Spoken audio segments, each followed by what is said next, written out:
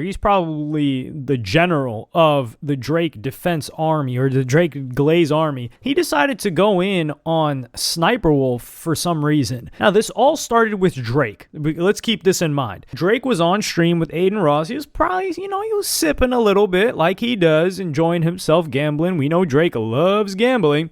What is it with just rich dudes and loving gambling? Are there rich dudes that hate gambling? I don't know. I see so many of them. Like Dana White loves gambling. Aiden I can get because he got into gambling young. But anyway, I'm going to play you guys this clip first. What? Say it. Just say it. I was going to ask if it was you that made me DM Sniperwolf that one time. No. Oh. Wait. That's right. What? No, I don't.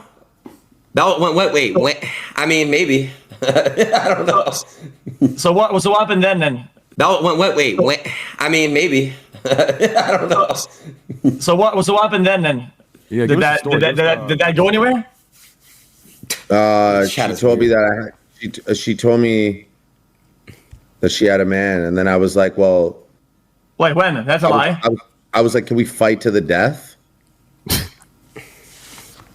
And then I think that was the end of the DM. Left. All right, go to Steak Originals real quick, bro. Like, I'm done losing. I'm done losing. Train. Like, we're down. Let me go, right, though? So here, Drake is like, yo, didn't you tell me to DM Sniperwolf or something? And then he talks about the text exchange that they had, and then Sniperwolf leaving him on red. Keep in mind, at this time, whenever he DM'd her, Sniperwolf was in a relationship with this guy named Sausage, who these guys had been together for so long. So there's a lot of context that needs to be put out here. So Sausage and this guy Sniperwolf,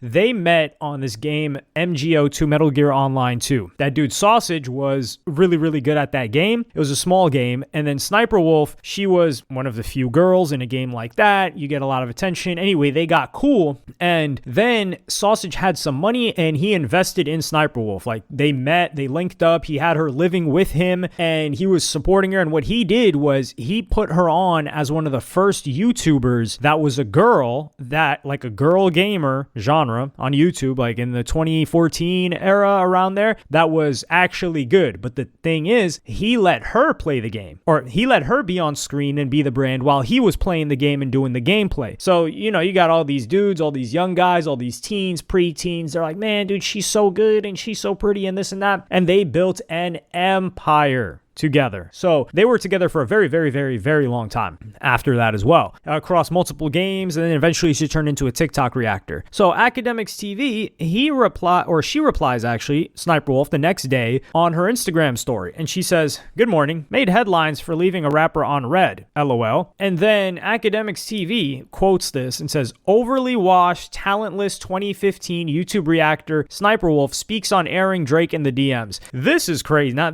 this caption is crazy for multiple reasons. Number one, she never spoke on this before. It was your man's. Ain't that your man's? It was your man's Drake that brought this up. Number one. It was everyone else that put this out everywhere. What did you expect her to say? Just say nothing? She could have exposed this. She had so many different opportunities to expose this. And if anything, people should be having respect for her for doing this. So she was with them, and people have constantly gone in on the guy. I think they've broken up now.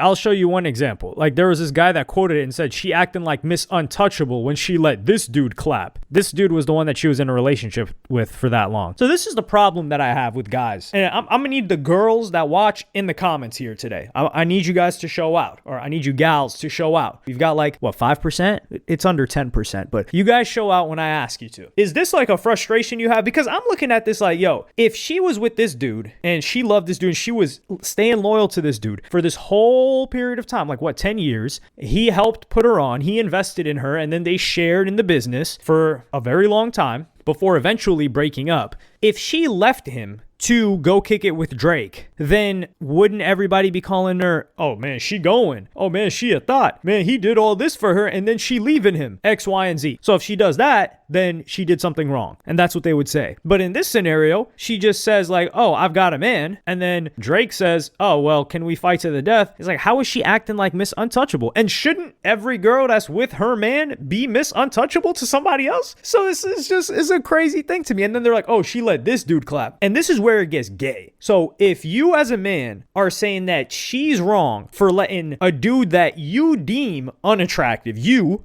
as a man, you deem him unattractive to not be with her, you gay. Because you're saying like, you know, if I was a chick, I wouldn't be with that dude.